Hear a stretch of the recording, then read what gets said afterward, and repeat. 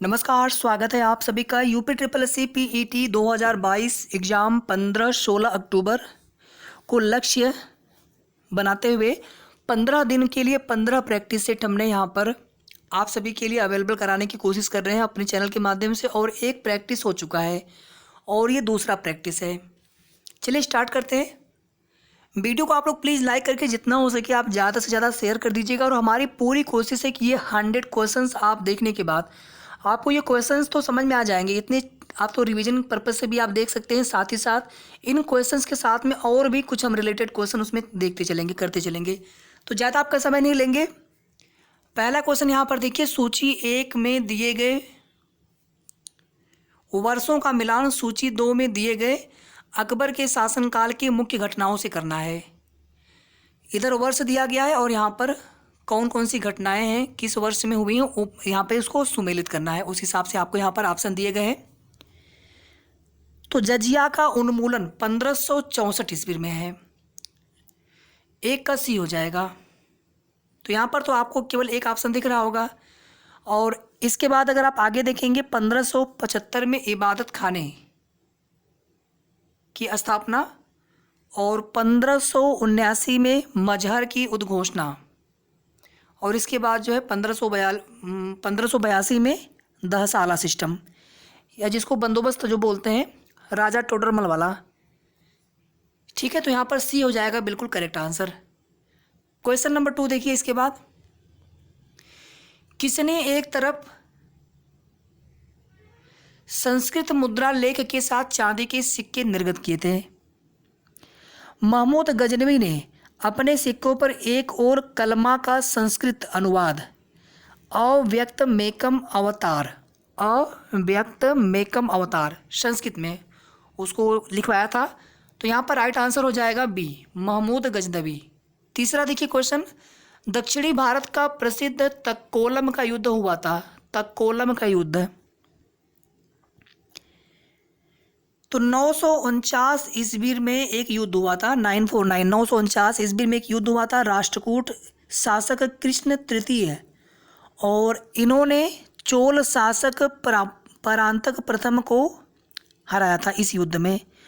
और बस आपको इसमें इतना याद रखना है कि ये जो युद्ध है आपका चोल और राष्ट्रकूटों के मध्य हुआ था। क्वेश्चन नंबर 4 देखिए। इसके बाद प्रारंभिक जैन साहित्य निम्न में से किस भाषा में लिखा गया था? बहुत अच्छा क्वेश्चन है। तो अर्धमागधी भाषा में लिखा गया था प्रारंभिक जो जैन साहित्य है। वैसे तो देखेंगे तो जो संस्कृत भाषा है उसका प्रयोग ब्राह्मणों द्वारा किया जाता था अपने धर्मोपदेश के लिए, और आम लोगों की जो बोलचाल की भाषा थी उसको प्राकृत भाषा वो लोग अपनाते थे। तो अगर धार्मिक ग्रंथ देखेंगे तो अर्धमागधी भाषा में लिखे गए थे। ठीक है। और गुजरात के बल्लभी नामक स्थान से ये जो विवरण है या जो एक महान विद्या केंद्र के रूप में उसको विकसित किया गया था। बल्लभी, आप देखेंगे बल्लभी के बारे में आपने सुना भी होगा कि जो जैन संगीति हुई थी एक बल्लभी में हुई थी और एक कहाँ हुई थी, अगर आपको पता हो तो कमेंट करके बताएं। बौद्ध संगीति टोटल 4 हुई थी और जैन संगीति टोटल 2 हुई थी। तो आपको यहाँ पर याद रखना है अर्धमागधी प्रारंभिक जैन साहित्य। 5 देखिए, मानव समाधानों में कुत्ते दफनाए गए थे। बुर्ज होम, तो बुर्ज होम और एक आप और याद रखिएगा नवपाषाणी का जो संस्कृति स्थल है गुफक कराल। गुफक कराल। ठीक है। इसी तरह से आप देखेंगे कि जुते हुए खेत का, मिट्टी के हल का और बंदरगाह का, इसी प्रकार से कुछ और क्वेश्चन जो है बन सकते हैं जो प्राचीन इतिहास है, एंशियंट हिस्ट्री है। क्वेश्चन नंबर 6 देखिए, बोर्ड ऑफ कंट्रोल की स्थापना किस अधिनियम के अंतर्गत की गई? Pitt's India act 1784।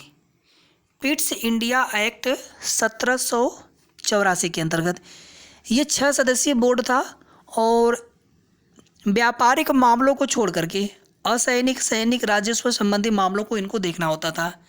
Question number 7 देखिए, आचार्य विनोबा भावे किस आंदोलन में भाग लेने के लिए सबसे पहली बार गिरफ्तार हुए थे? तो सविनय अवज्ञा आंदोलन। सविनय अवज्ञा आंदोलन की शुरुआत कब हुई थी? 1930 में। 1934 तक चला था ये।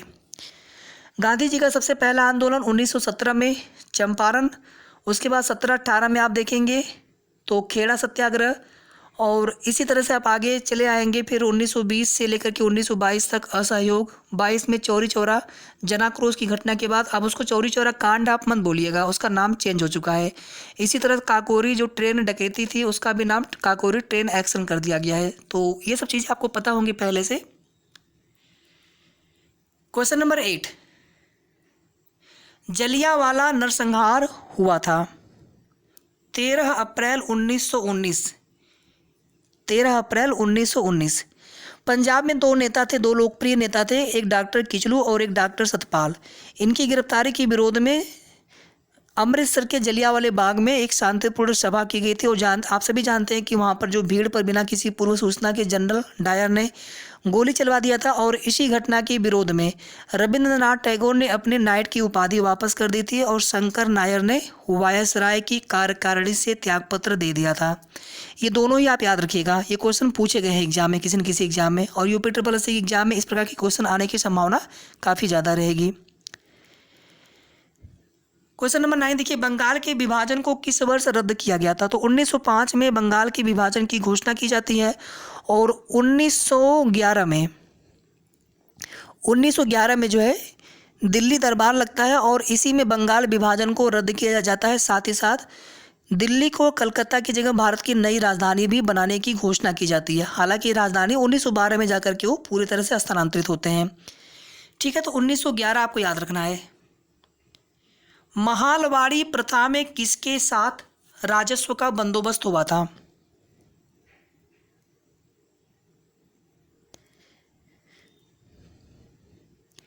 तो महालवाड़ी पद्धति के अनुसार जो भूमि पर कर कृषक का जो खेत नहीं अपितु इसमें ग्राम या फिर महाल होता था। ग्राम या जो ग्राम का मुखिया उसी को आप महाल कह लीजिए। और ये जो महालवाड़ी पद्धति थी ये उत्तर प्रदेश, मध्य प्रांत, पंजाब में इधर जो है लागू की गई थी। और आप जानते हैं 3 तरह की जो है, एक रैयतवाड़ी हो गया, एक महालवाड़ी हो गया और एक और है। ठीक है, तो तीनों आपको याद रखना है। और इसमें जो है लगभग 19% भूमि जो है कुल इस महालवाड़ी व्यवस्था के अंतर्गत शामिल थे। तो आपको यहाँ पर याद रखना है कि ग्राम समुदाय के साथ समग्र रूप से एक करारनामा होता था महालवाड़ी प्रथा में। अपवाह क्षेत्र की दृष्टि से विश्व की सबसे लंबी नदी है, विश्व की सबसे लंबी नदी है, जबकि यहाँ पर विश्व की सबसे बड़ी, वैसे अपवाह क्षेत्र की दृष्टि से सिर्फ विश्व की सबसे बड़ी नदी यहाँ पर पूछा जाना चाहिए था, तो यहाँ पर अमेजन हो जाएगा। विश्व की सबसे लंबी नदी नील नदी, विश्व की दूसरी सबसे लंबी नदी अमेजन, विश्व की तीसरी सबसे लंबी नदी यांगटीसी चीन वाली, और एशिया की सबसे लंबी नदी यांगटीसी। याद रहेगा आप सभी को, ये सभी क्वेश्चन एग्जाम में आने वाले क्वेश्चन है। और कांगो जायरे नदी ये जो है विषुवत रेखा को 2 बार काटती है। लिम्पोपो नदी मकर रेखा को 2 बार काटती है। माही नदी जो कि भारत में है कर्क रेखा को 2 बार काटती है। याद रहेगा आप सभी को। चलिए अगला क्वेश्चन देखिए इसके बाद, प्रधान यामोत्तर ध्रुव वृत्तीय तथा विषुवत या उसी को भूमध्य रेखा का प्रतिच्छेदन बिंदु अवस्थित है? अटलांटिक महासागर या फिर इसी को अंध महासागर भी कहा जाता है। 13 देखिए, तमिलनाडु में मानसून के सामान्य महीने कौन से हैं? नवंबर दिसंबर। तमिलनाडु में जो कोरोमंडल तट है आप देखेंगे शीत ऋतु में वहाँ पे वर्षा होती है। भारत में जब शीत ऋतु होती है तो वो मतलब लौटते हुए मानसून से वर्षा होती है। ये पूरा आपका भारत ऐसे हो गया, ये दक्षिणी पश्चिमी मानसून भारत में वर्षा होती है। और जब ये मानसून लौटने लगते हैं तो उत्तर पूर्वी मानसून बोलते हैं। और ये जो मालाबार तट है ये कौन सा तट है? अरे माफी चाहूँगा, ये मालाबार तट है, ये आपका कोरोमंडल तट है। और उड़ीसा वाला जो तट है उड़ीसा राज्य का उसको बोलते हैं उत्तरी सरकार तट है। तो ये जो कोरोमंडल तट है चेन्नई तमिलनाडु, यहाँ पर वर्षा जो है नवंबर दिसंबर में शीत ऋतु में होती है, लौटते हुए मानसून से होती है अधिकांश वर्षा नवंबर दिसंबर। क्वेश्चन नंबर 14, निम्न राज्यों में से कौन से उत्तर प्रदेश के सीमावर्ती हैं? तो कुल 8 राज्य और एक केंद्र शासित प्रदेश, टोटल यहाँ पर 9 हो जाएंगे जो कि उत्तर प्रदेश से सीमा साझा करते हैं। और एक देश है नेपाल जो कि उत्तर प्रदेश से सीमा साझा करता है। एक क्वेश्चन लेखपाल में पूछा गया था, बहुत ज़्यादा विवादित था, उसमें 8 माना गया है आंसर कि कितने राज्य उत्तर प्रदेश के से सीमा साझा करते हैं। मतलब केंद्र शासित प्रदेश के अंतर्गत दिल्ली को मान लिया गया था। हालांकि वहाँ पर ऑब्जेक्शन किया गया था कि 9 उसको माना जाए, लेकिन आपको 8 मान करके चलना है। तो यहाँ पर देखिए राजस्थान, झारखंड, छत्तीसगढ़ ये सभी सीमा साझा करते हैं। और सबसे छोटी सीमा उत्तर प्रदेश की किस राज्य से लगती है? सबसे छोटी सीमा हिमाचल प्रदेश से, ठीक है। और उत्तर प्रदेश का जो एक सोनभद्र जिला है, सोनभद्र, वो 4 राज्यों के साथ सीमा साझा करता है, मध्य प्रदेश, छत्तीसगढ़, झारखंड और बिहार। मथुरा और आगरा राजस्थान के साथ सीमा साझा करते हैं। बिजनौर हिमाचल प्रदेश के साथ सीमा साझा करता है। जितनी भी चीज़ें आपको यहाँ पे बता रहे हैं, प्लीज़ आप उनको थोड़ा सा, अगर आपको पहले से पता हो तो बहुत अच्छा, अगर आपको ना पता हो तो कोशिश करिएगा थोड़ा सा उसको याद रखने की। वर्ष 2001 से 11 की अवधि में उत्तर प्रदेश की दशकीय जनसंख्या वृद्धि दर रही है। देश का पूछेगा तो 17.7%। और ये हमने प्रैक्टिस 1 में बताया था आपको। जनसंख्या घनत्व हमने आप सभी से पूछा था, आप लोगों ने आंसर किया नहीं उसका। कितना है जनसंख्या घनत्व 2011 की जनगणना में उत्तर प्रदेश की और भारत की? तो उत्तर प्रदेश की जो दशकीय जनसंख्या वृद्धि दर है 20.09% और देश की 17.7%। नागालैंड एक ऐसा राज्य है जहां पर नकारात्मक यानी वहां जनसंख्या घट गई थी, जबकि बाकी राज्यों में जनसंख्या वृद्धि हुई है। विशेष आर्थिक क्षेत्र स्पेशल इकोनॉमिक जोन, सेज, इसी को सेज बोलते हैं, स्पेशल इकोनॉमिक जोन नीति घोषित की गई थी 2000 में, अप्रैल 2000 में। अदृश्य निर्यात इनविजिबल एक्सपोर्ट का अर्थ क्या होता है? बहुत आसान क्वेश्चन है, अगर आपने इसका आंसर कर दिया मतलब आपकी तैयारी अच्छी चल रही है। सेवाओं का निर्यात जो तृतीय क्षेत्र होते हैं, परिवहन, बैंकिंग, इंश्योरेंस, इसके अलावा सॉफ्टवेयर, आईटी, ये सभी आपके इसके अंतर्गत आते हैं। कॉल सेंटर आपका हो गया, ठीक है। क्वेश्चन नंबर 18, खादी ग्रामोद्योग आयोग की स्थापना किस पंचवर्षीय योजना काल में की गई थी? दूसरी पंचवर्षीय योजना 1956 से लेकर के 1961 तक। तो खादी ग्रामोद्योग आयोग जो है अधिनियम 1956 के तहत दूसरी पंचवर्षीय योजना में इसको स्थापित किया गया था। तो 1956 किस में पड़ेगा? सेकंड वाले में पड़ेगा।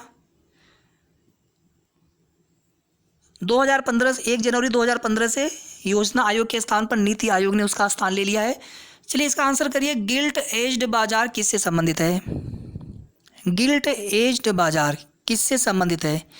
तो इसका संबंध कम जोखिम वाले प्रतिभूतियों से होता है। कम जोखिम वाले सरकारी प्रतिभूतियों के व्यापार से या फिर कम जोखिम वाले प्रतिभूतियों के व्यापार से होता है। और इसमें भारतीय रिजर्व बैंक के माध्यम से सरकारी और अर्ध सरकारी प्रतिभूतियों का जो बॉन्ड होते हैं उनका क्रय विक्रय किया जाता है।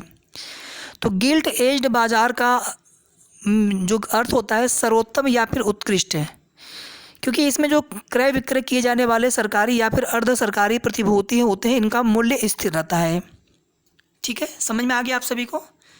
क्वेश्चन नंबर 20 देखिए इसके बाद। भारत सरकार के NITI Aayog national institution for transforming India आयोग जो आर्थिक नीति निर्धारण का चिंतन समूह थिंक टैंक है, में नीति का पूरा स्वरूप क्या होगा? मैंने ऑलरेडी आपको बता दिया। National institution for transforming India राष्ट्रीय भारत परिवर्तन संस्था 1 जनवरी 2015 से अस्तित्व में आया और इसके अध्यक्ष होते हैं प्रधानमंत्री और राज्यों के मुख्यमंत्री और यूटी के जो उपराज्यपाल होते हैं इसके सदस्य होंगे। विभिन्न क्षेत्रों के विशेषज्ञ इसमें शामिल होते हैं और उपाध्यक्ष प्रधानमंत्री द्वारा नामित पूर्णकालिक व अंशकालिक सदस्य होते हैं, पदेन सदस्य होते हैं और इसके एक सीईओ भी होते हैं।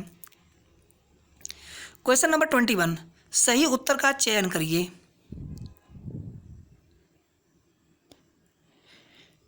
यहाँ पर डी है, ठीक है, सही उत्तर का चयन कीजिए। तो वे सभी लोग जो 21 वर्ष की आयु पूरी कर चुके हैं तथा राज्य विधानसभा के सदस्य चुने जाने की योग्यता रखते हैं, पंचायती राज की सदस्यता के लिए योग्य हैं। क्वेश्चन नंबर 22, कोई विधेयक धन विधेयक है या नहीं, इसका निर्णय कौन करता है?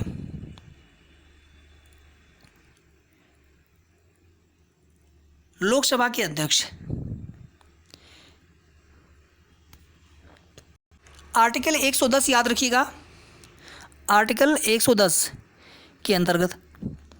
क्वेश्चन नंबर 23, बिना अनुमति के कितने दिन संसद से अनुपस्थित रहने पर किसी सांसद को अयोग्य घोषित किया जा सकता है? 2 महीना, 60 दिन। निम्न में से किनको विधि के शासन के प्रमुख लक्षणों के रूप में माना जाएगा? विधि के शासन, कानून के शासन। ऑप्शन देख लेते हैं एक बार, A, B, C, D। तो यहाँ पर इसके बाद यहाँ पर देखते हैं, तो विधि के शासन के अंतर्गत शक्तियों का परिसीमन ये नहीं आएगा कि आएगा, ये आएगा। शक्तियों का परिसीमन हो गया। विधि के समक्ष समानता, सरकार के प्रति जन उत्तरदायित्व, ये इसमें नहीं आएगा। स्वतंत्र और नागरिक अधिकार, ठीक है, तो इसमें सी वाला राइट आंसर हो जाएगा। क्वेश्चन नंबर 25, भारतीय संविधान इनमें से किसका सर्वाधिक ऋणी है? मतलब अधिकांश हिस्से जो भारत के संविधान में चीज़ें ली गई किस देश से ली गई हैं? भारत शासन अधिनियम 1935। रक्त होता है, मैं ऑप्शन नहीं पढ़ रहा हूँ यहाँ पे, मैं सीधे सीधे आपको आंसर बता रहा हूँ। और एक चीज़ आप और देखिएगा, जो भारत सरकार अधिनियम 1935 था, इसके पहले आप देखेंगे कि प्रांतों में द्वैध शासन, उसके बाद केंद्र में द्वैध शासन किया गया, प्रांतों में द्वैध शासन को समाप्त किया गया। अखिल भारतीय संघ की स्थापना, स्वतंत्र व अखंड न्यायालय, और आप देखेंगे इसी समय RBI की स्थापना, प्रांतीय और केंद्रीय विकेंद्रीकरण, केंद्र राज्य के मध्य संबंध, केंद्र में द्वैध शासन की व्यवस्था, ये सभी जो है भारतीय सरकार अधिनियम 1935 की प्रमुख विशेषताएं हैं। तो रक्त एक तरल संयोजी उत्तक होता है, और इसका जो निर्माण होता है या इसकी जो उत्पत्ति होती है, जो भ्रूण होता है, एम्ब्रियो होता है, उसके मीसोडर्म से होता है। एक तरल संयोजी उत्तक है, तरल संयोजी उत्तक, इसमें आप तरल ऐड कर सकते हैं। और ये जो है भ्रूण के मीसोडर्म से इसकी उत्पत्ति होती है, भ्रूण के मीसोडर्म से। निम्न जंतुओं में से किसमें 3 प्रकोष्ठ वाला, 3 कक्ष वाला हृदय होता है? जैसे मनुष्य में 4 कक्ष वाला हृदय होते हैं, तो जो उभयचर होते हैं, जैसे मेढक, उभयचर में भारी जल है। भारी जल क्या होता है? Sorry, D2O। भारी जल क्या होता है?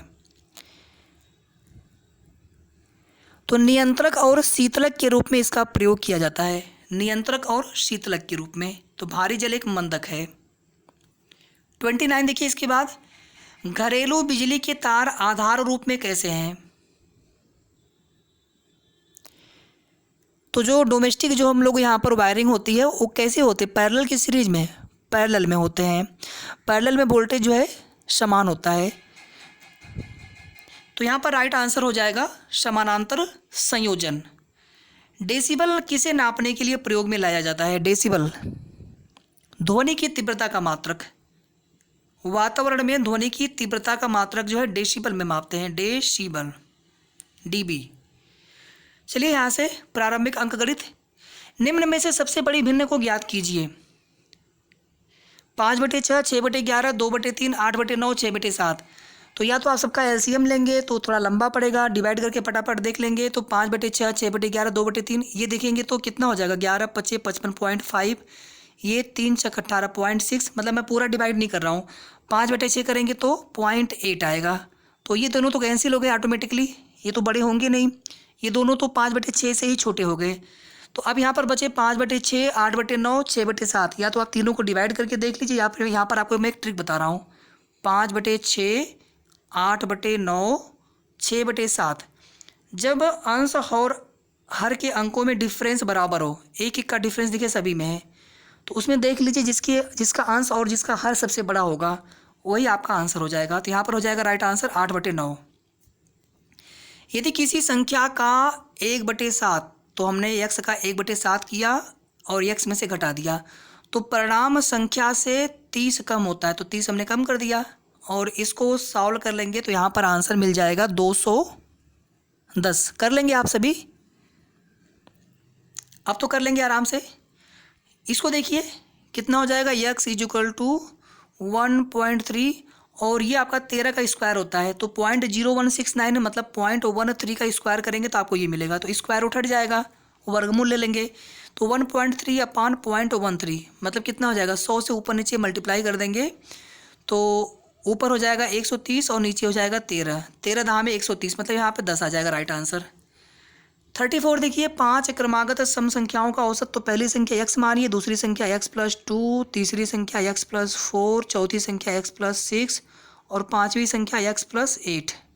1 2 3 4 5 औसत लेना है, कितना है औसत, यहाँ पर 40 है। इसको सॉल्व कर लेंगे आपको आंसर मिल जाएगा और यहाँ पर आपको आंसर कितना मिल जाएगा 34 में 36। ठीक है, सॉल्व पूरा कर लीजिएगा आप। एक गांव में 200 व्यक्तियों में 111 साक्षर है, मतलब 89 निरक्षर हैं, अशिक्षित हैं और उनका प्रतिशत पूछा है आपसे है, तो यहाँ पर इस तरह सॉल्व कर लेंगे 44.5%। 2 से डिवाइड करेंगे, 2 चौके 8, 2 चौके 8 1 9, 2 5 10। अगला क्वेश्चन देखिए, कामायनी के रचनाकार है जयशंकर प्रसाद, सभी को पता है। कुछ और अगर रचनाएं अगर आपको देखना हो जैसे जयशंकर प्रसाद के, तो प्रेम राज्य, झरना, आंसू, लहर, कानन, कुसुम। सुमित्रा नंदन पंत जी का थोड़ा सा देख लीजिए, वीणा, पल्लव, गुंजन, युगांतर, स्वर्ण किरण। निराला जी का देख लीजिए, अनामिका, गीतिका, परिमल, तुलसीदास। महादेवी वर्मा जी का देख लीजिए, यामा, शांत गीत, निर्जा, रश्मि, निहार, ये सभी इनके हैं। कामायनी जो है महाकाव्य है जयशंकर प्रसाद जी का। दूध का धुला होना मुहावरे का अर्थ, निर्दोष होना। हिंदी वर्तनी के आधार पर सही वाक्य का चयन करें। वीडियो को आप लोग प्लीज़ पूरा देखिएगा, पूरा आप प्रैक्टिस करिए इसको, और अगर आपको क्वेश्चन आ रहा हो तो भी आप रिवीजन पर्पज से एक बार वीडियो पूरा देखिए। वीडियो को आप लोग लाइक और शेयर आप सभी कर देंगे, आपकी इच्छा है। और अगर आपको चैनल को सब्सक्राइब करना चाहते हो आप कर लीजिएगा, ताकि आपको कोई भी, क्योंकि अभी हम इसके आगे 13 आपको और प्रैक्टिस प्रोवाइड कराएंगे, 15 दिन के लिए 15 प्रैक्टिस सेट, और सभी प्रैक्टिस सेट आपको 100 प्रश्न है एग्जाम की तरह। तो यहाँ पर देखिए जो दूसरा वाला ये करेक्ट है, तुम इसका दाम देते जाओ। हिंदी वर्तनी के आधार पर सही वाक्य का चयन करना है। ठीक है, तुम इसके दाम देते जाओ, ये गलत होगा। तुम इसके दाम देते, ये भी गलत है, ये भी तो दिख रहा है साफ साफ गलत है। इन दोनों में कन्फ्यूजन हो रहा होगा। तो तुम इसका दाम देते जाओ, एक वचन, इसका दाम देते जाओ, तुम इसके दाम देते जाओ। ठीक है, यहाँ पर बी वाला करेक्ट होगा, बी वाला। 39 देखिए, कौन सा जोड़ा समरूपी भिन्नार्थक है।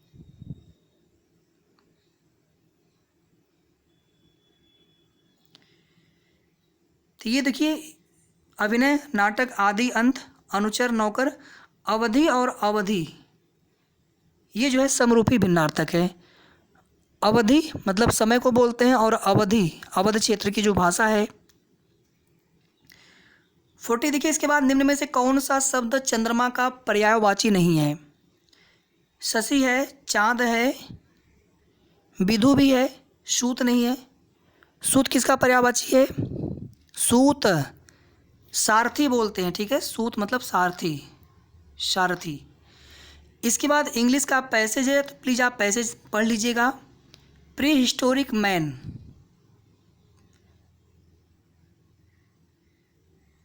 ये पैसेज आप देख लीजिएगा, मैं डायरेक्टली आपको क्वेश्चन पे लेकर के चल रहा हूँ। What did the pre historic man look like. Pre historic मतलब प्राग ऐतिहासिक, तो प्राग ऐतिहासिक मानव कैसे दिखते थे, इस क्वेश्चन का मतलब ये हो गया। तो वह बनमानुष के जैसे दिखते थे, he looked like an AP. ठीक है, पैसेज पढ़ लेंगे आपको आंसर आ जाएगा। गद्यांश और जो इंग्लिश हिंदी दोनों का गद्यांश, एक भी क्वेश्चन गलत नहीं होना चाहिए आप सभी का, और ग्राफ तालिका का एक भी प्रश्न गलत नहीं होना चाहिए। इसके अलावा बाकी में भी जितना हो सके आप अधिक से अधिक क्वेश्चन आप सही करके आइए। Point out the person having a mistake, the poors are always helped by them who are kind and generous. आपको बताना है किसी इस वाक्य की किसी भी पार्ट में कोई त्रुटि है क्या। तो the poor means poor people.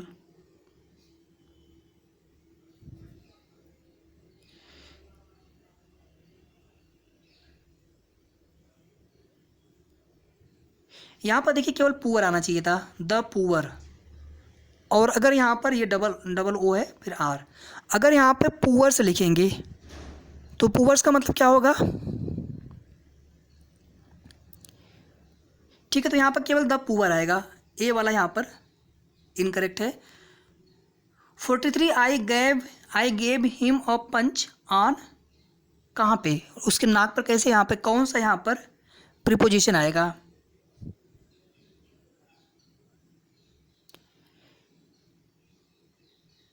On the knows, ठीक है, यहाँ पर द आएगा आर्टिकल। 44 देखिए, point out the correct direct speech for the following, मतलब आपको यहाँ पर इनडायरेक्ट नरेशन दिया हुआ है, आपको इसको डायरेक्ट में चेंज करना है। आई आस्क्ड, मतलब ये प्रश्नवाचक वाला वाक्य है, तो यहाँ पर वाई भी यहाँ पर है। He was looking through the key hole, तो इसका क्या बन जाएगा, why are you looking through the key hole, I said, या फिर I said why are you looking through the key hole. ठीक है, इनडायरेक्ट में क्या होता है ना कि वाई के बाद जो बाकी सेंटेंस होता है उसको हम लोग क्या करते हैं, असर्टिव सेंटेंस की तरह बना देते हैं। 44 का सी था। 45 देखिए, out of the 4 alternative suggested select one which best express the same sentence in active या passive voice. She took the dog for a walk, तो इसका पैसिव क्या बनेगा, सब्जेक्ट का ऑब्जेक्ट, वर्ब का थर्ड फॉर्म। तो the dog was taken for a walk by she का her. यहाँ से देखिए रीजनिंग वाला प्रश्न है। किसी कूट भाषा में लिक्विड को PMUYMH, तो सब में जो है एल के बाद MNOP, सब में +4 हुआ है, आप करके देख लीजिए। आई में +4, क्यू में +4, यू में +4, आई में, डी में, सब में +4। तो स्पेस में सब में +4 कर देंगे तो आपको मिल जाएगा PS के बाद TUVW, PQQRST BCDE, ठीक है, बी वाला हो जाएगा। एजाज का जन्म 5 जनवरी 2015 को हुआ था, जबकि फैज का जन्म उसके 553 दिनों के बाद हुआ है। फैज का जन्म किस तारीख को हुआ था, ये लीप ईयर तो है नहीं, 365 दिन होंगे 2015 में, और ये 5 जनवरी, 5 दिन माइनस कर दीजिए, 360 दिन निकल गया। 553 में से कितना बचा यहाँ पर, 193 बचा, 9 6 15, ठीक है। और इसके बाद फिर हम आ जाएंगे 2016 में, तो जनवरी 2016 लीप ईयर है, जनवरी 31 का, फिर फरवरी 29 का, फिर मार्च अप्रैल मई जून और तक आ जाएंगे तो आपको मिल जाएगा 182 डेज। और इसके बाद 11 जुलाई, ठीक है, टोटल 553 डेज यहाँ पे कंप्लीट हुआ, तो 11 जुलाई 2016 यहाँ पे राइट आंसर हो जाएगा। यहाँ पर देखिए बाईं ओर से 15वें पद के दाईं ओर 6वां पद है, तो 1 2 3 4 5 6 7 8 9 10 11 12 13 14 15, यहाँ पे हो जाएगा ई। और इसके फिर 6वें 1 2 3 4 5 6 8, यहाँ पर 8 हो जाएगा करेक्ट आंसर। बिल्कुल सही से काउंट करिएगा आप सभी। उस विकल्प का चयन करें जो तीसरे शब्द से ठीक उसी तरह संबंधित है जिस प्रकार दूसरा शब्द पहले से। त्वचा पर बाल उगते हैं, भूमि पर घास उगते हैं, ये सभी गलत हैं। वक्तव्य और यहाँ पर कार्यवाही, दिल्ली में प्रदूषण और वायु की गुणवत्ता स्वीकार्य स्तर से परे है, यह उद्योगों और वाहनों द्वारा प्रदूषण के कारण है। कार्यवाहियाँ देखिए, वाहनों को क्रमशः विषम और सम दिनों में चलाने के लिए समूहों में विभाजित किया जाना चाहिए, बिल्कुल है, ये तुरंत हम ये कार्रवाई कर सकते हैं, ठीक है। यहाँ पर कंट्रोल के लिए सरकार को नए कारखानों और वाहनों के पंजीकरण को रोकना चाहिए, इससे तो देश का विकास रुकेगा, बल्कि इसमें ऐसे कोई उपाय किए जाने चाहिए कि कम से कम प्रदूषण हो। दूसरा वाला नहीं होगा, केवल यहाँ पर एक होगा। हमेशा पॉजिटिव वे में सोचिएगा किसी भी कार्यवाही को, कभी भी आपका गलत होगा ही नहीं क्वेश्चन इस टाइप का। निम्न में से कौन सी किताब सरोजनी नायडू द्वारा लिखित नहीं है। द ब्रोकन विंग इन्हीं की लिखी हुई किताब है, और द ब्रोकन विंग नाम से कोई एक राइटर और हैं, अगर आपको नाम पता हो तो प्लीज़ कमेंट करके बताइए, ठीक है। एक कोई और है, गोल्डन थ्रेशोल्ड, ये भी इन्हीं की किताब है। The bird of time, the golden bird, तो द बर्ड ऑफ टाइम इन्हीं की किताब है, लेकिन जो द गोल्डन बर्ड है ये किताब इनकी नहीं है। ये जो है ग्रीम ब्रदर्स की किताब है ये, the golden bird, the bird of time, the golden threshold, the broken wing, ये सभी सरोजनी नायडू द्वारा लिखी हुई किताबें हैं। मोहिनी अट्टम नृत्य किस रूप निम्न में से किस राज्य से संबद्ध है? केरल। और केरल में एक नृत्य और है कथकली, भरतनाट्यम तमिलनाडु, यक्षगान कर्नाटक, ओडिसी उड़ीसा, कथक उत्तर प्रदेश। निम्न में से कौन सी गैस ग्रीन हाउस गैस नहीं है? नाइट्रोजन, मीथेन है, जलवाष्प है, कार्बन डाइऑक्साइड है। परितंत्र के दो मूल घटक हैं, बायोटिक एबायोटिक, इकोसिस्टम के दो मूल घटक हैं, जीवीय और अजीवीय या फिर जैवीय या फिर अजैव। पोर्ट ब्लेयर किसकी राजधानी है? अंडमान निकोबार द्वीप समूह की, और दक्षिणी अंडमान द्वीप के पूर्वी तट पर स्थित है ये, और भारत का दूसरा सबसे बड़ा केंद्र शासित प्रदेश है अंडमान निकोबार। 56 निम्न में से कौन सी भूमि किसी भी देश के स्वामित्व में नहीं है? अंटार्कटिका, ग्रीनलैंड पर है, डेनमार्क का है, इस पर सब पर है किसी न किसी का, लेकिन अंटार्कटिका जो है अनुसंधान दृष्टि से सभी के लिए खुला हुआ है। राष्ट्रपति द्वारा राज्यसभा में कितने सदस्यों को नामित किया जा सकता है? 12। मंदिर, कौन सा मंदिर? एलोरा महाराष्ट्र में स्थित एक प्राचीन हिंदू मंदिर है जो चट्टानों को काटकर बनाए गए सबसे बड़े मंदिरों में से एक है। कैलाश या कैलाशनाथ मंदिर। डी, दुनिया में सबसे बड़ा एकात्मक मंदिर है, मतलब एक जो पत्थर से बना हुआ है, और ये कहाँ पर है? ये महाराष्ट्र में। राष्ट्रकूट जो राजा थे उनके द्वारा इसके निर्माण कराए गए थे। 59 देखिए इसके बाद, भारत श्रीलंका और मालदीव के बीच समुद्री सुरक्षा को लेकर हाल ही में कोलंबो में आयोजित त्रिपक्षीय वार्ता में भारत की ओर से, देखिए थोड़ा सा जो करंट अफेयर वाला है ना, मैं आपको अभी एक पीडीएफ दिखाऊंगा, एक बार आप पीडीएफ वो देख लीजिएगा, आपको समझ में आ जाएगा। आपको उसी पीडीएफ से पढ़ना है करंट अफेयर। मैंने टेलीग्राम चैनल पे ऑलरेडी वो पीडीएफ अपलोड कर दी है, ठीक है। अगर आप टेलीग्राम चैनल पे कल अगर आप गए होंगे, देखे होंगे कल वाले प्रैक्टिस सेट में, तो आपको पूरा पीडीएफ मिल गया होगा। लगभग 350 पौने 400 पेजेस का है, और 3-4 दिन में आप देख लेंगे फटाफट, ठीक है। एक बार देख लीजिएगा, बहुत अच्छे से उसमें दिया हुआ है। अगर इसका आंसर देखना हो तो इसका आंसर आप देख सकते हैं अजीत डोभाल। ये जो लेटेस्ट वाला उसको हम देखेंगे इसमें, इसको भी छोड़ दीजिए, इसको आप देख सकते हैं 62। बाकी मैं आपको आंसर बता दे रहा हूँ। 60 क्वेश्चन नंबर 60 में आंसर हो जाएगा बी। 61 का आंसर हो जाएगा सी, अजीज प्रेम जी। 62 का आंसर देख लीजिए इसके बाद,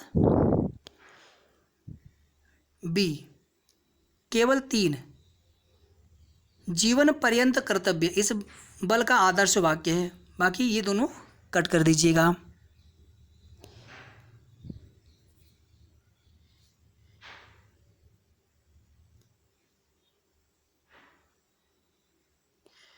सिक्सटी थ्री देखिए इसके बाद, भारत ने हाल ही में MRSAM का सफल परीक्षण किया। इस मिसाइल के संदर्भ में निम्न कथनों में से कौन सा सही है?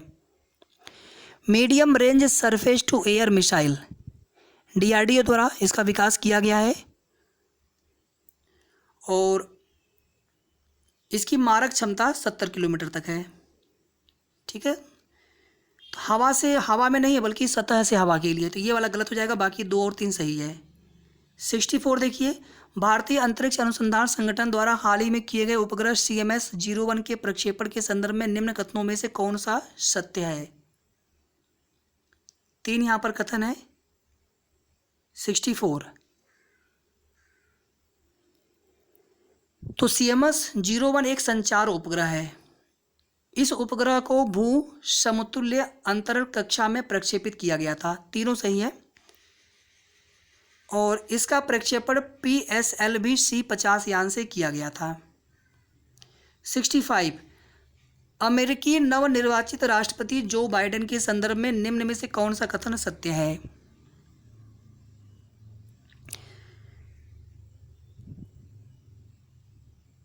तीनों सही हैं।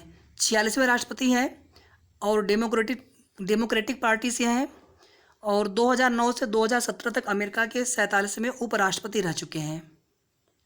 66 राज्यसभा के उपसभापति चुने गए हैं।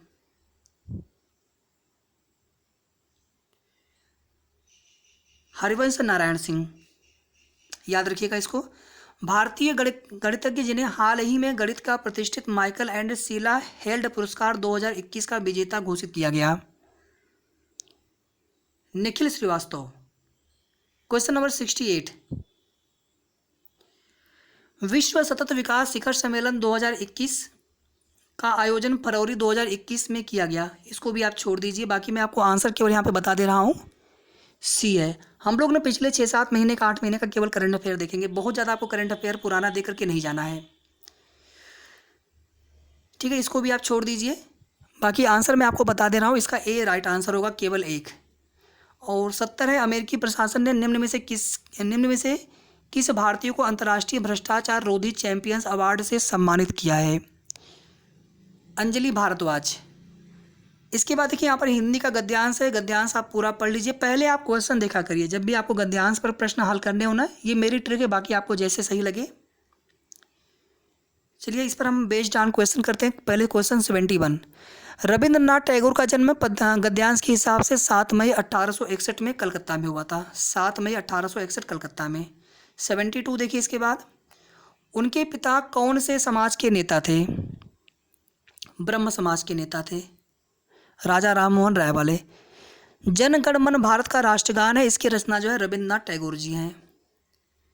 नाइटहुड की उपाधि रविंद्रनाथ ने क्यों लौटाई? अगर आपको याद हो 13 अप्रैल 1919 को जलियांवाला कांड हुआ था, उसके विरोध में।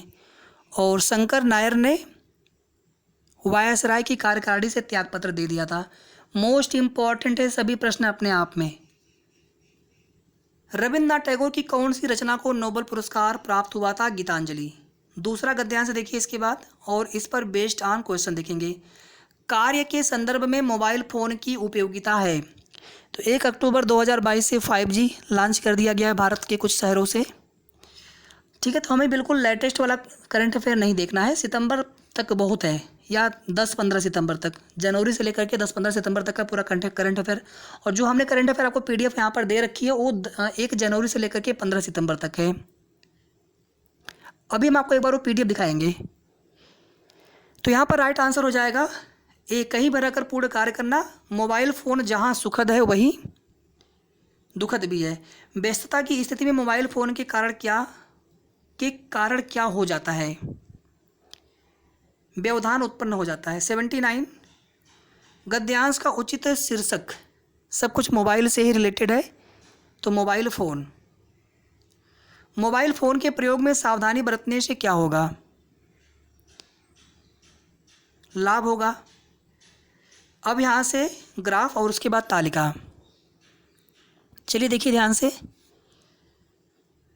ये खिलाड़ी हैं और इनके द्वारा ये मैच खेले गए हैं, और यहाँ पर ये औसत स्कोर है, और ये इन मैचों में कितने 50 लगाए हैं, कितने शतक लगाए हैं, कितने अर्धशतक, कितने शतक। तो शिखर द्वारा बनाए गए प्रति मैच औसत रन और रोहित द्वारा बनाए गए प्रति मैच औसत रन का अंतर। तो शिखर का जो है 25 मैच में 1050 रन है, तो हमें यहाँ पर प्रति मैच बोला है, तो 25 से डिवाइड कर दीजिए, और इसको डिफरेंस इसमें से करना है किसको? रोहित द्वारा बनाए गए प्रति मैच औसत रन का। तो ये प्रति मैच के हिसाब से आपको देखना है। तो रोहित का 840 रन 20 मैचों में, इसको हम सॉल्व कर लेंगे तो आंसर मिल जाएगा, दोनों बराबर आएंगे, बिल्कुल 0 हो जाएगा राइट आंसर। ये क्वेश्चन बहुत इंटरेस्टिंग है। सभी चारों बल्लेबाजों के द्वारा बनाए गए कुल रनों की संख्या जोड़ लीजिए पूरा, ये 3240 आएगा। और वैसे भी अगर आप देखेंगे तो आपको देख के भी समझ में आ जाएगा, बाकी जो तीनों ऑप्शन है। सभी चारों बल्लेबाजों द्वारा बनाए गए कुल रनों का औसत 3240 में आप 4 से डिवाइड कर दीजिए, कितना हो जाएगा? 4 और 8 32, सॉरी 4 एकम 4, सी हो जाएगा 810। विराट द्वारा 16 मैचों में बनाए गए रन शिखर द्वारा 25 मैचों में बनाए गए रन से कितने कम हैं? शिखर विराट देख लीजिए डिफरेंस करके कितना आएगा? 150 आएगा। शिखर द्वारा बनाए गए रन सुरेश द्वारा बनाए गए रनों का अनुपात होगा। शिखर और सुरेश, 0 कैंसिल आउट, 5 दूनी 10, 5 एकम 5 9 45, 3 7 21, 7 अनुपात 3। तो ये तो ग्राफ वाला क्वेश्चन बहुत आसान मिल गया आपको, जो कि 1 मिनट का समय नहीं लगना है 5 क्वेश्चन करने में। दूसरा ग्राफ यहाँ पर देखिए, 2000 से 2005 के दौरान बैंक एवं एसएससी परीक्षाओं में भाग लेने वाले अभ्यर्थियों की संख्या 1000 में दर्शाई गई है। साथ ही एक रेखा ग्राफ भी दर्शाया गया है, दिया गया है, जिसमें बैंक एवं एसएससी परीक्षा में उत्तीर्ण अभ्यर्थियों का प्रतिशत दर्शाया गया है। क्वेश्चन देखते हैं पहले। 2002 में बैंक परीक्षा में उत्तीर्ण अभ्यर्थियों की संख्या 2001 में एसएससी परीक्षा में अनुत्तीर्ण अभ्यर्थियों से कितना प्रतिशत अधिक या फिर कम है। चलिए ध्यान से देखते हैं। 2002 बैंक और 2001 एसएससी। 2002 बैंक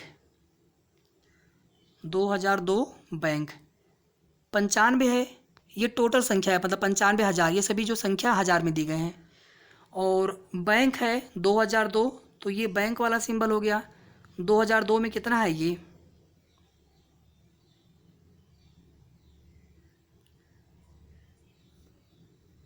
ये वाला हो जाएगा यहाँ पर, ठीक है, 62.5। तो इसका आप 62.5 कर लीजिएगा। ये आपको समझ में आया। ये जो है प्रतिशत का उत्तीर्ण दिया, जैसे ये यहाँ पर ये प्रतिशत का उत्तीर्ण, ये भी प्रतिशत का, ये भी प्रतिशत का, ये भी प्रतिशत का उत्तीर्ण है, अलग अलग। ये जो है एसएससी का, ये वाला बैंक का है ऊपर वाला, ठीक है। और इसमें से माइनस करना होगा किसको, 2001 में एसएससी परीक्षा में अनुत्तीर्ण अभ्यर्थियों की संख्या को, नहीं, दोनों का वो बताना है कि एसएससी में जो अनुत्तीर्ण अभ्यर्थियों की संख्या है उससे कितना कम या ज़्यादा है 2002 में बैंक परीक्षा में उत्तीर्ण अभ्यर्थियों की संख्या। तो इसको पूरा सॉल्व कर लेंगे तो ये आपको मिल जाएगा 59,375। 59,375। एसएससी का देखते हैं 2001 का, तो यहाँ पर देखिए ये 100 लिखा हुआ है, और यहाँ पर देखेंगे 2001 में एसएससी में तो 57.5 उत्तीर्ण है, जबकि अनुत्तीर्ण निकालना है, मतलब 43.5, 42.5। तो 100 गुणे 42.5 बटे यहाँ पर 100 कर दीजिए। अनुत्तीर्ण का निकालना है, ये उत्तीर्ण का है, ये वाला 100 में से माइनस कर देंगे तो अनुत्तीर्ण वाला प्रतिशत आ जाएगा। और ये टोटल संख्या है 100,000, यहाँ पे 3 जीरो और बढ़ा लीजिएगा। इसको पूरा हल कर लेंगे तो कितना मिल जाएगा आपको, 42,500। 42,500। अब इससे ये कितना कम या ज़्यादा है, तो दोनों का डिफरेंस ले लीजिए। दोनों का डिफरेंस आपको मिल जाएगा 16,875। 16,875। और इसके तुलना में निकाल रहे हैं कि इससे कितना ज़्यादा या कम है ये, तो 42,500 नीचे कर दीजिएगा, यहाँ पे 100 से कर देंगे मल्टीप्लाई। पूरा सॉल्व कर लेंगे तो आपको यहाँ पे आंसर मिल जाएगा 39.70%। 39.70%। थोड़ा सा आपको कुछ ग्राफ या तालिका वाले प्रश्न कैलकुलेटिव मिलेंगे, तो आपको घबराना नहीं है, ठीक है, आराम से करना है। और इसके प्रश्न आपको गलत करके नहीं आना है, ये 20 में 20 आपके सही होने ही चाहिए। बैंक परीक्षा में उत्तीर्ण अभ्यर्थियों की संख्या में अधिकतम वृद्धि किस वर्ष दर्ज की गई। ये ऊपर वाला बैंक है, ऐसे फिर ऐसे फिर ऐसे फिर ऐसे फिर ऐसे, तो ये देखिए यहाँ पर 2003, यहाँ पर करेक्ट आंसर हो जाएगा 2003। 88 देखिए, वर्ष 2004 में दोनों परीक्षाओं में कुल अनुत्तीर्ण अभ्यर्थियों, 2000 में बैंक परीक्षा में उत्तीर्ण अभ्यर्थियों की संख्या के मध्य अनुपात कितना है। 2004 में दोनों परीक्षाओं में कुल अनुत्तीर्ण अभ्यर्थी और 2000 में बैंक परीक्षा में उत्तीर्ण अभ्यर्थी। चलिए करते हैं इसको, ध्यान से देखिएगा। 2004 में दोनों परीक्षाओं में कुल अनुत्तीर्ण, तो 2004 का देखना हमें यहाँ पर है, ये 4 का यहाँ पर है, ये आंकड़ा, और यहाँ से 4 का देख लीजिएगा, 80 है बैंक में और 85 है एसएससी में। तो 80 मतलब यहाँ पे इसको 80,000 कर लीजिए। ये उत्तीर्ण है, हमें अनुत्तीर्ण वाला निकालना है, तो बैंक के लिए 55% उत्तीर्ण, तो 45 हो जाएगा अनुत्तीर्ण। तो यहाँ पे 45/100 कर लीजिए, 45% प्लस ये 85,000 एसएससी का, और ये टोटल संख्या है। तो अनुत्तीर्ण अभ्यर्थी कितने होंगे, तो यहाँ पर उत्तीर्ण कितना है, ये वाला आंकड़ा है 72.5, तो यहाँ पर 27.5 जो है आपको अनुत्तीर्ण वाला प्रतिशत हो गया। तो 85,000 का 27.5% कर लेंगे तो आपको अनुत्तीर्ण अभ्यर्थियों की संख्या आ जाएगी। इसको पूरा हल कर लेते हैं तो आपको कितना मिल जाएगा, ये पूरा सॉल्व कर लेंगे अगर आप, तो ये आपको मिल जाएगा 59,375। 59,375। और ये इसका अनुपात निकालना है 2000 में बैंक परीक्षा में उत्तीर्ण अभ्यर्थी, 2000 में 85 है, यहाँ पे हो गया 85,000, और 2000 में बैंक परीक्षा में उत्तीर्ण प्रतिशत, तो इसका जो है 65% कर लीजिए, क्योंकि ये 85,000 टोटल संख्या है। सॉल्व कर लेंगे तो 65 गुणे 850, ये मिल जाएगा को 55,250, 55,250। और इन दोनों का अनुपात आपको निकालना था, ये आपका अनुपात मिल जाएगा 475 अनुपात 442, 475 अनुपात 442 ए। 89 देखिए, सभी वर्षों में एसएससी परीक्षा में उत्तीर्ण अभ्यर्थियों की औसत संख्या ज्ञात कीजिए। सभी वर्षों में एसएससी परीक्षा में उत्तीर्ण अभ्यर्थियों की संख्या 2000 से लेकर के 2005 तक।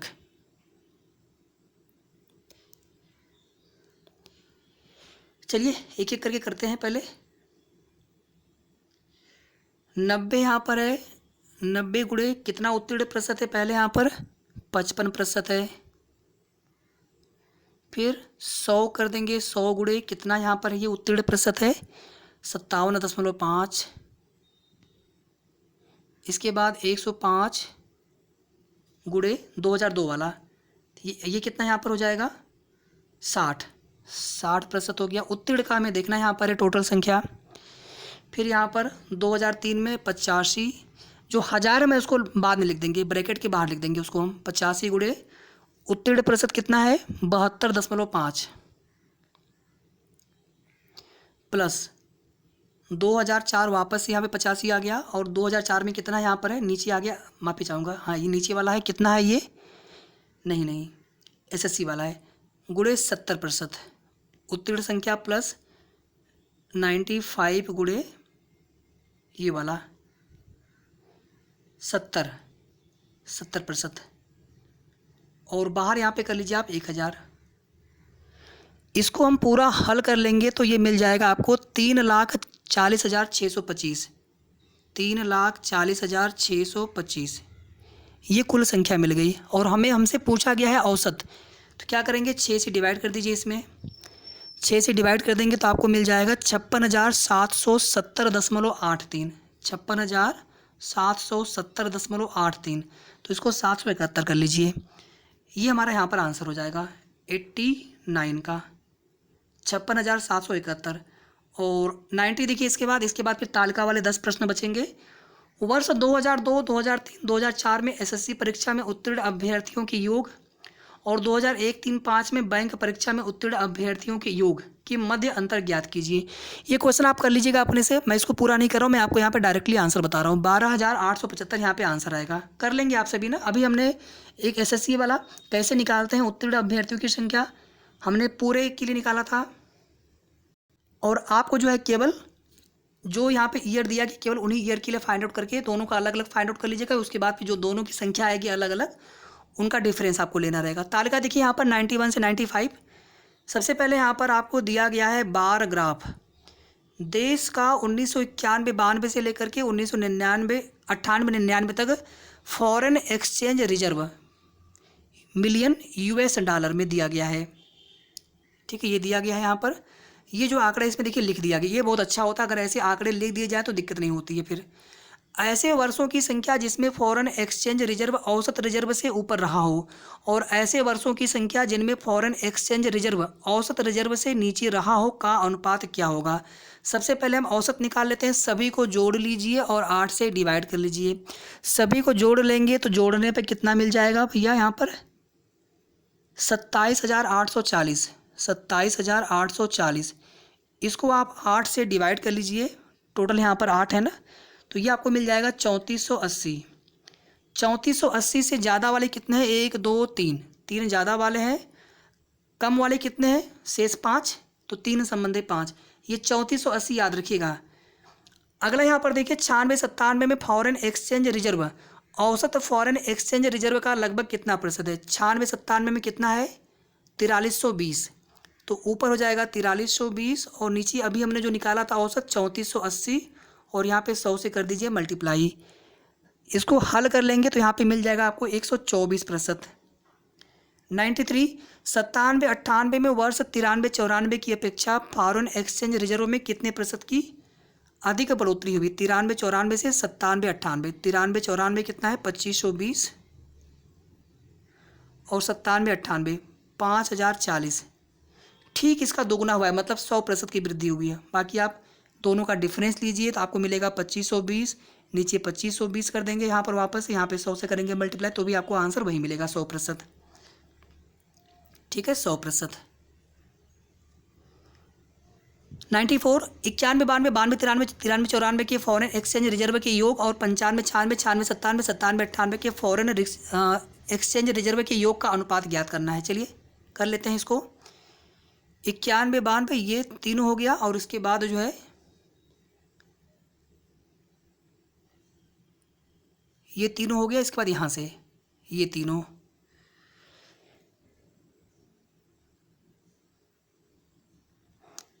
ये आपका हो जाएगा 8880 और दूसरा वाला अगर निकालेंगे तो हो जाएगा 12480 और इनका रेशियो लेंगे तो 37 52 37 52, 94 का 37 52।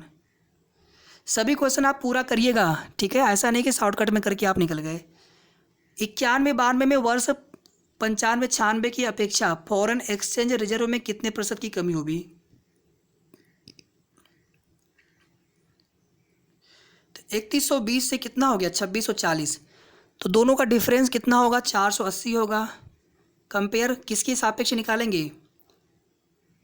4320 के सापेक्ष, नहीं ये वाला, ये माफ़ी चाहूँगा, इसको यहाँ पे कर लीजिए ऐसे 3120 के सापेक्ष, क्योंकि हमें 95 96 के सापेक्ष देखना है। मल्टीप्लाइड बाय 100 कर देंगे तो यहाँ पर इसको सॉल्व करने पर आपको मिल जाएगा 15.38%, 15.38% की कमी होगी, 15.38% सी वाला। और लास्ट जो यहाँ पर तालिका है इसमें कुछ देश दिए गए हैं, टोटल 10 देश हैं और इनके द्वारा निर्यात रुपए बिलियन में दिया गया है। आगे जो है आंकड़ा भी लिख दिया गया है तो बहुत अच्छा है। 96 देखिए इसके बाद 91 92 में नीचे 6 देशों के किए गए निर्यात के योग और दिए गए सभी देशों के कुल निर्यात के योग का अनुपात लगभग कितना होगा? सबसे पहले सबको जोड़ लीजिए, सबको जोड़ने पर कितना मिलेगा 69.5, इसको भी याद रखिएगा, सबको जोड़ने पर मिलेगा 69.5 और नीचे के 6 देश, ये हो गया नीचे के 6 देश, इनको जोड़ लीजिए, ये जोड़ने पर आपको मिल जाएंगे 11.7 और इसका जो है इससे अनुपात निकालना था तो 1/6 मिल जाएगा आपको। ये भी क्वेश्चन बहुत अच्छा है। वह कौन सा देश है जिसमें 91 92 में हुआ निर्यात का दोगुना औसत निर्यात के बराबर है? औसत निर्यात ये था कुल निर्यात 69.5, औसत हो जाएगा 6.95। अगर आप यहाँ पर UAE का दोगुना करेंगे तो कितना मिलेगा आपको 6.6, ठीक है, ये लगभग इसके बराबर मिलेगा आपको। तो UAE यहाँ पर राइट आंसर हो जाएगा। 97 का B, डी माफ़ी चाहूँगा। जापान बेल्जियम और हांगकांग को कुल निर्यात शेष देशों को किए गए निर्यात का अनुपात लगभग कितना है? Japan Belgium Hong Kong, Japan Belgium Hong Kong, ये तीनों जोड़ लीजिए आप।